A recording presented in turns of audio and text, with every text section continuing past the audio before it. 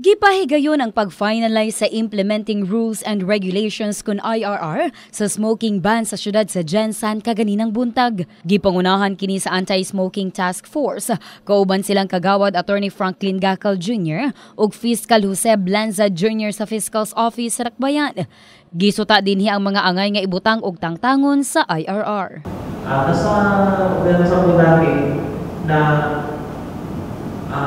included sa ma-penalize applicability ang mga heads and establishments of juridical persons.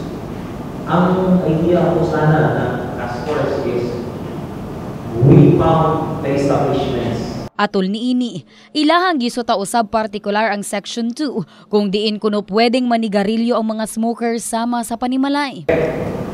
Ang another naman na argumento doon sa sinasabi ni Dr. Wars, kung paano ang bahay ko nasa Colen, sa Jose, Akalabay, na malalaki yung bakod. So, is that still included? Pag gawas niyo sa inyong balay, pwede ko smoke. Actually, as far as I'm concerned, the home is the building where you reside, including the lot where the building is situated. So ila man ang right to smoke, pero dito sa ilang balay wala namang magano sa ila.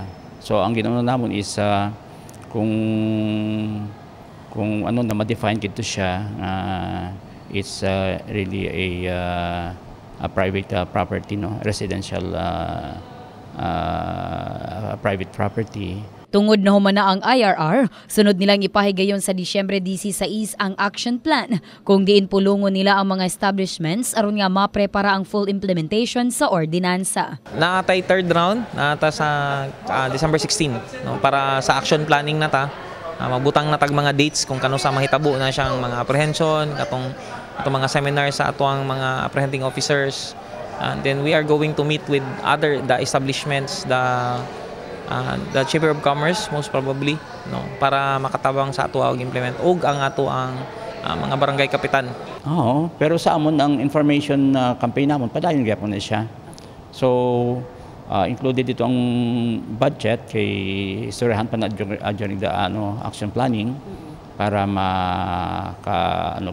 makapadayon kita sa pag-implement sa ordinance. Kahibaloan nga ang Smoking Ordinance number 6 series of 2015 ang ordinansa nga nagadili na sa katawan sa General Santos bisan ang mga bisitang manigarilyo sa mga pampublikong lugar. Ginadili usab ang pagpanigarilyo sa mga establishmento sulod sa ginsakpan sa Jensan. Abi Lorenzo, Brigada News.